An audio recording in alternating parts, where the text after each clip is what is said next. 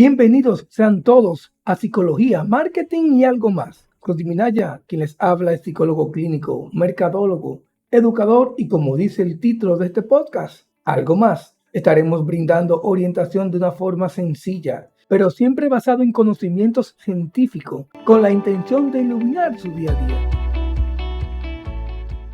Cuarto episodio, dentro del ecosistema. Un sinnúmero de especialistas ha aseverado que el ser humano es un ser vivo netamente social, nacido y evolucionado para interactuar con sus semejantes. Desde la antigua Grecia encontramos esta afirmación por vía de Aristóteles. Decía, el hombre es un ser social por naturaleza. Esta postura de este gran filósofo nos permite inferir que como seres humanos, en todo nuestro proceso evolutivo, no podemos estar aislados, y de hacerlo, sería como si parte de nuestra esencia nos la quitara y por ende nos haría sentir vacíos, con necesidades, carencias, con una sensación de incomodidad que nos va a afectar en todo lo que se hace y se representa. Partiendo de que somos entes netamente sociales, hay que tener algo muy en cuenta, que lo que nos hace hacerlo es la facultad o esa capacidad que tenemos para poder interactuar, para relacionarnos con los demás, de adaptarnos en nuestro ecosistema. Y la forma en que se desarrolla esa interacción es la que va a incidir realmente en el estado de nuestra salud mental. Es cierto que somos entes sociales y por ende necesitamos esa interactuar, pero no por el simple hecho de hacerlo de una manera mecánica. No es eso, ni para salir del paso. Es que lo que nos mueve a interactuar, a satisfacer ese estado de carencia, es lo importante. Porque en esa interacción hay cruces de emociones, sentimientos, posturas, actitudes, procesos mentales, apegos, desapegos, que nos va a afectar e incidir en la estabilidad psicológica que vamos a manifestar en cada interacción, en los diferentes escenarios en que vamos a participar o participamos. En este episodio nos centramos más en esa interacción que el hecho de que somos entes sociales, en las características de ese entorno y en la relación con ellos, o más bien en los ecosistemas donde hacemos vida. En esa dinámica y sobre todo en las diferentes expresiones que surgen de la relación en esos ecosistemas y su influencia en nuestra psiquis, estado mental, postura y manifestaciones conductuales en todo nuestro accionar. Es que el concepto de ecosistema en la actualidad no es de uso exclusivo en la ecología. Tiene una sección bastante amplia, aunque al principio no era así. Este término fue utilizado por primera vez por Tansley en 1935 como complejo de organismos junto con los factores físicos de su medio ambiente. Este concepto, a su entender, lo proponía como una de las unidades básicas de la naturaleza. En cambio, Lindemann, en el 1942, lo postula como sistema integrado de procesos físicos, químicos y biológicos dentro de una unidad espacio-temporal de cualquier magnitud. Por su parte, Odum, en el 1971, lo estipula como unidad que incluye todos los organismos en un área determinada que interactúan con el ambiente físico. Y por lo tanto, el flujo de energía define de manera clara las estructuras tróficas, la diversidad biótica y los ciclos de materiales dentro del sistema o el ecosistema. El ecosistema es la unidad básica, fundamental en la ecología. En cambio, para Closely, 1993, un ecosistema es una estructura de interacción de los organismos y su medio inorgánico, que es abierto y en cierta medida capaz de autorregularse. Para entender un poco mejor el concepto de ecosistema y su importancia en la vida humana de cara a lograr la estabilidad emocional que todos, de una forma u otra, deseamos, es factible entender lo que es un sistema, que según Malacasa en el 2013, en su libro Ecología y Ambiente, lo define como un conjunto de elementos que interaccionan y están relacionados entre sí de manera tal que responden como un todo unificado. Cualquier variación o cambio en alguno de los elementos de algún modo influye sobre el conjunto. Partiendo de esta definición, el mismo Malacasa asume ecosistema como un conjunto de organismos de una o más especies que interaccionan entre sí y con su entorno físico y químico, intercambiando materia y energía. Una familia se conceptualiza como un sistema. Se observa cuando en un miembro hay un cambio, hay una situación, va a afectar a todos los demás integrantes de la familia. Por eso es muy importante entender que todos los conceptos de ecosistemas que mencionamos aquí, de los diferentes autores, hay elementos comunes, dignos de analizar. Primero, para que se dé un ecosistema, tiene que existir una interacción de seres vivos, bióticos, con elementos no vivos, natural o artificial, no biótico. Y de ahí la relevancia de este podcast. Segundo, que es un sistema, lo que implica que el cambio, alteración de uno de los elementos va a influir en el todo, como el caso de la familia. Y tercero, que el ecosistema tiene que ser en un área determinada. Por su dimensión, los ecosistemas se clasifican en macroecosistemas, grandes territorios como los océanos, mesoecosistemas, extensiones medianas de territorios que pueden ser acuáticos, terrestres o mixtos como los bosques, y microecosistemas que están en espacios reducidos como en los acuarios o en los zoológicos. Desde el punto de vista de la interacción de la especie humana, se encuentran ecosistemas en la vida laboral, empresas, familia, pareja, en centros educativos y en cualquier lugar donde el ser humano interactúa y hace vida social. Ahora bien, al conjunto de ecosistemas dentro de un área geográfica que está influenciada por el clima, por ende, la fauna y la flora que habitan e interactúan en ellos se desarrollan en base a ese clima. A eso se le denomina bioma. Para Conde, en el 2017, en su libro Ecología y Medio Ambiente, la define como grandes unidades regionales habitadas por tipo característico de vida, propio de su condición climática, la cual está determinada especialmente por diferencias de temperatura, vientos dominantes, la humedad del aire y las precipitaciones. En un sentido analógico, un bioma en una empresa u organización,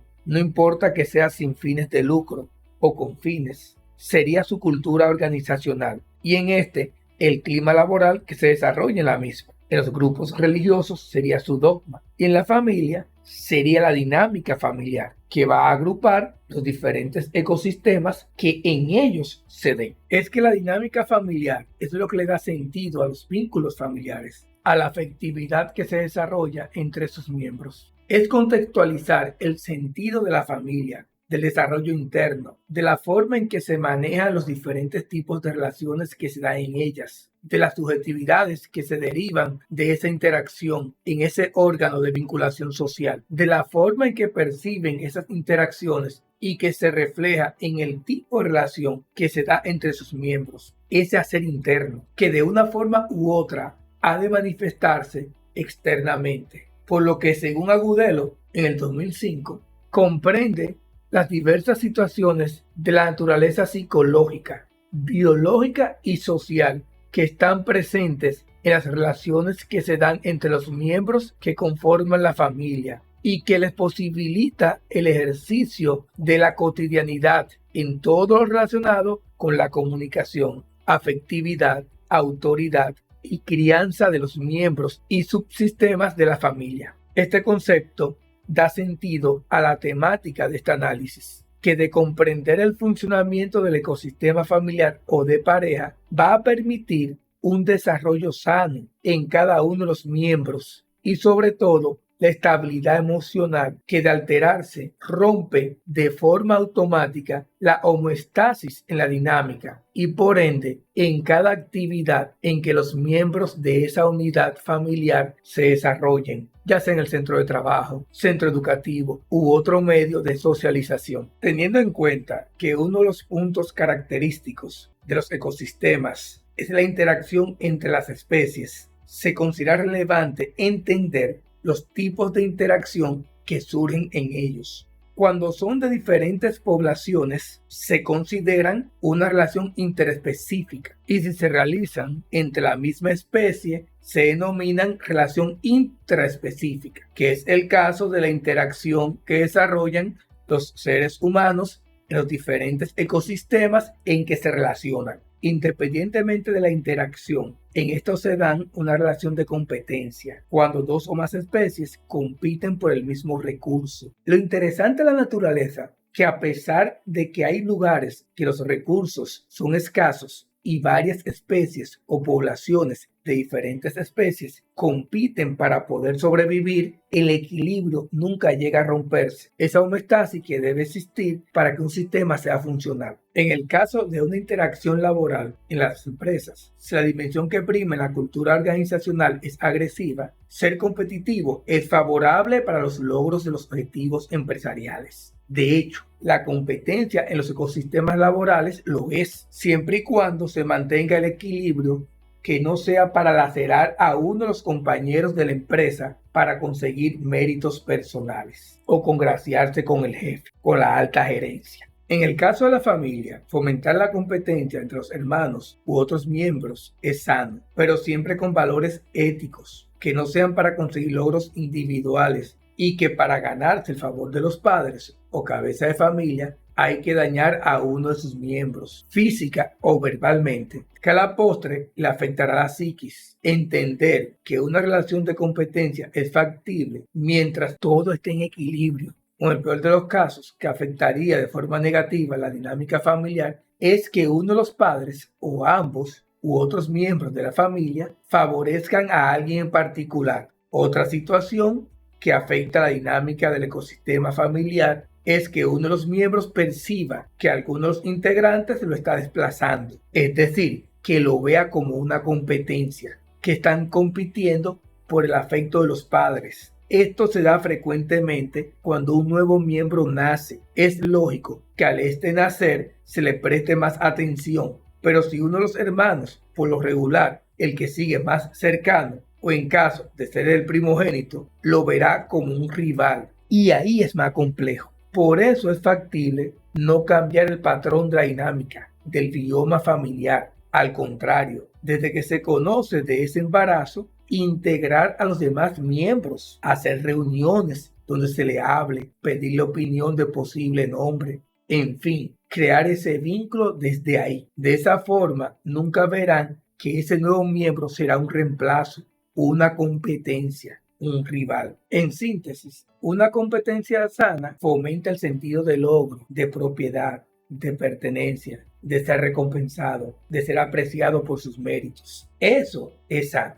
Odum, en el 2006, en su libro Fundamentos de Ecología, plantea un amplio tipo de relación entre las especies, además de la de competencia, como un neutralismo, en el cual ninguna población se afecta por asociación con otra. Este tipo de relación en el plano empresarial se da cuando cada colaborador desarrolla su rol sin afectar al otro. A nivel de familia o de pareja, es cuando cada quien dentro de su dinámica tiene su espacio para el desarrollo de su individualidad, necesario para el desarrollo psicosocial de los futuros adultos. Amensalismo. Uno de los miembros implicados no experimenta ninguna alteración, pero impide el desarrollo y supervivencia del otro. En la convivencia de pareja o de familia, esta interacción se da cuando uno de los miembros altera la paz de su pareja o de alguien de la familia, por medio de su postura, conducta, indiferencia, que no le da la oportunidad de crecer, entre otras acciones que alteran la dinámica sana de la interacción familiar. En los ecosistemas empresariales se observa cuando se les ponen zancadillas a los compañeros de labores, también cuando se les impide el crecimiento laboral, cuando no valoran el talento interno y no lo ascienden, entre otras interacciones que inhiben el desarrollo profesional de los miembros de ese ecosistema. En el mutualismo se da una relación de colaboración en el cual el desarrollo y crecimiento de dos o más especies se ve beneficiado. En las organizaciones que fomentan la dimensión orientación en equipos de su cultura, la relación de cooperación o mutualismo es fundamental y necesaria en el desarrollo organizacional. En una relación de pareja o una familia, donde la dinámica familiar es saludable, la cooperación de los miembros es imperiosa, clave. Esto se da cuando los roles y normas están claras, bien definidas. Fomentar en cada miembro que su aporte, por pequeño que sea, tiene un efecto positivo para el desarrollo de la autoestima de los hijos, hermanos, padres, esposos y otros miembros, donde todos están enfocados en un propósito familiar, donde el esfuerzo de uno es fruto de la afectividad sana del otro. En el parasitismo, que es una relación de explotación, dos especies tienen una relación vinculante que es beneficial para una, que es el parásito, y dañina para la otra, que es el hospedero. En las organizaciones se da cuando los colaboradores están desanimados, no aportan a la organización. Básicamente, cuando padecen del síndrome de burnout. En un ecosistema familiar o de pareja, se visualiza una interacción parasitaria cuando los roles no están claros o están dislocados y uno de los miembros de la familia no aporta a la dinámica familiar con su postura, conducta, afectando el estado emocional del otro. Si es un hijo, no cumple el rol esperado, que es estudiar, obedecer, ser hermano, en fin, no tiene paz y se la quita a los demás miembros de la unidad familiar. Por último, y no menos relevante, tenemos el comensalismo y la depredación, que se da cuando un miembro de una especie depredador se alimenta de una parte o todo el cuerpo de otro organismo que estaba vivo, la presa. Esta interacción es benéfica para el depredador. En la familia se dan interacciones depredadoras porque afecta el estado emocional, la psiquis, la paz y beneficia al depredador porque le aumenta su ego, lo hace sentir que tiene el control, que es hasta todopoderoso. Cito algunas posturas depredadoras. Cuando se está al acecho de algún miembro de la familia, siempre a la defensiva, observando en todo momento lo negativo, lo peor del otro, viendo donde no hay, porque su percepción está alterada por pensamientos irracionales, tensión, dudas. Por eso no supongas. Si tiene dudas, dialoga sobre esas dudas. También es una acción depredadora abordar sobre un problema a cualquier miembro de la unidad familiar cuando llega del centro laboral o de estudio. Lo recomendable es plantear la situación cuando esa persona haya dejado la presión del día, haya descansado, y al abordarse ha de ser en una temática de diálogo, no en un tono de exaltación, porque con toda esa tensión del día y en vez de recibir afectividad, recibe problemas y expuesto de una forma en un tono alto, ahí hay complicación. Eso es una actitud depredadora. En cambio, en el comensalismo, una población se beneficia y la otra no se ve afectada. Después de analizar los diferentes tipos de interacciones que se desarrollan en los ecosistemas y sobre todo en la dinámica familiar, se retoma el concepto de Closely, que postula que los ecosistemas en cierta medida pueden regularse. En este sentido, si en tu relación de pareja o familiar la dinámica no está equilibrada, ten en cuenta que se puede mejorar. Por eso recomiendo algunas acciones para tener una dinámica familiar que sea favorable. Primero, procura tener comunicación, no expresión, que no sobresalga lo emocional, más bien equilibrar lo racional y emocional. Hablar en un tono moderado, sin gritos, es decir, siempre llegar a un acuerdo, a una transacción. Estar de acuerdo no significa que uno tendrá la razón, más bien es respetar la opinión del otro. Segundo, asuma la individualidad de cada quien. Somos entes sociales, pero con diferencias individuales marcadas por la personalidad y la historia de vida, experiencia personal y el modo de percibir cada realidad en que se ha desarrollado y se desarrolla. Por eso, no pretendas que el otro actúe como usted lo hace o como te le gustaría que lo hiciera. Es con esas diferencias individuales llegar a una transacción. Es su individualidad. Tercero, establezca una norma de convivencia. Esta debe tener los roles de cada miembro con sus responsabilidades, con los horarios para cada actividad de los integrantes del ecosistema familiar. En esta norma, cada quien tiene que tener un espacio para desarrollar su individualidad, pero también en que todos deben hacer actividades como familia, además de tener un espacio como familia o pareja para la evaluación del día de cada unidad del ecosistema familiar. Cuarto, respeta lo establecido en la norma de convivencia. Si a una hora a uno de los miembros le tocaba su momento de ocio, videojuego, televisión o cualquier actividad de entretenimiento, no lo solicite para otra actividad. De igual forma, si le toca ayudar en la casa, fregar u otra actividad hogareña, no hay que esperar que se lo recuerden, hay que cumplir con lo acordado. Quinto, no compare a ningún miembro con alguien de la familia o particular cercano. y mucho menos si tuvo un vínculo sentimental. Sexto, si se perdonaron por un evento del pasado, no vuelvan a traer a escenario ese evento del pasado. Nunca digas, ¿te acuerdas lo que pasó aquella vez? ¿Te acuerdas lo que hiciste? O algo así por el estilo. Séptimo, fomenta la competencia sana y por ende no tenga privilegios con ninguno de los miembros de la familia. Octavo, identifica y elimina toda actividad o actitud parasitaria, amenazalista y depredadora de su dinámica familiar y pida perdón por ellas. Y noveno, desarrolle un espíritu de cooperación. El problema de uno es la solución de todos, pero respetando siempre sus criterios individuales. Estas normas le permitirán tener luz en su camino y hacer honor al planteamiento de Closeley de que los ecosistemas pueden recuperar su equilibrio, homeostasis. Pero si aún los problemas persisten, no dejes de buscar ayuda de un profesional de la psicología, pero tome en cuenta siempre que aunque somos entes sociales, nuestra diferencia individual y visión de ver las cosas va a incidir en cada rol que nos toca desempeñar. Hasta el próximo episodio.